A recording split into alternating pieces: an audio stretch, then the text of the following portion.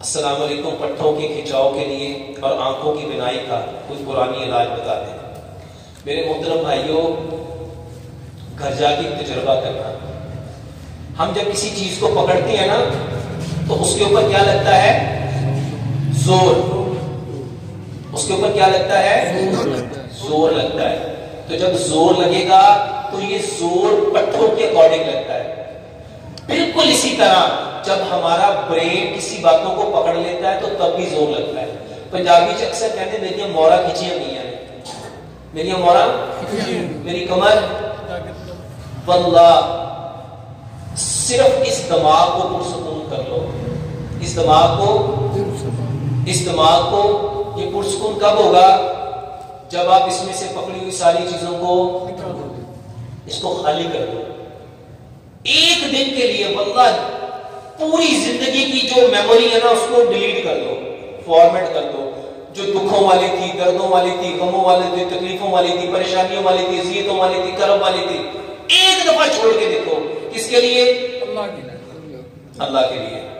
और फिर देखो कि आपके पट्टों की तकलीफें जाती है कि नहीं जाती। और दूसरे नंबर पे मेरे मोहतरम भाइयों में एक चाय बताता हूं कि जितने बहन भाइयों को पट्टों की तकलीफ है ना वो चाय पियो। हमारी मुसीबत ये, हम दर्द के लिए पीते क्या है? चाय। तो ये जो ब्लैक टी है ना इसको छोड़ दो। 4 चीजें लो: सौंफ, दालचीनी और सब्ज इलायची बराबर मिकदार में।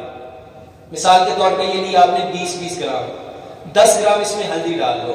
इन चारों चीजों को कूट लो, इन चारों चीजों को, और ये पत्ती के तौर पे इस्तेमाल करो।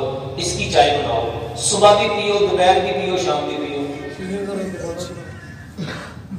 सौंफ, दालचीनी, सब्ज इलायची बराबर मिकदार में। सब्ज इलायची को खोल के उसके बीज निकाल लो, छिलका बीच में रहने दो। अगर ये 20-20 ग्राम है तो 10 ग्राम उसमें हल्दी, इसको कूट लो। ये माशाल्लाह साद रफी के घर में कब से पिलाई जा रही है? जब से आप पहले दफा मुझे यहाँ से गए हुए तकरीबन साल से ज्यादा तो हो गया, और तब से इनके घर में पहला सिप पियो ना तो आपके मेहमान क्या कहते हैं?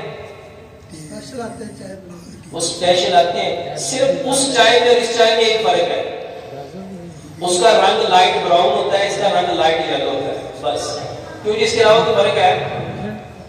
और जायके के एतबार से, सेहत के एतबार से, सुकून के एतबार से वल्लाह ये 40 बीमारियों का इलाज है। तो ये चाय पियो और इसके साथ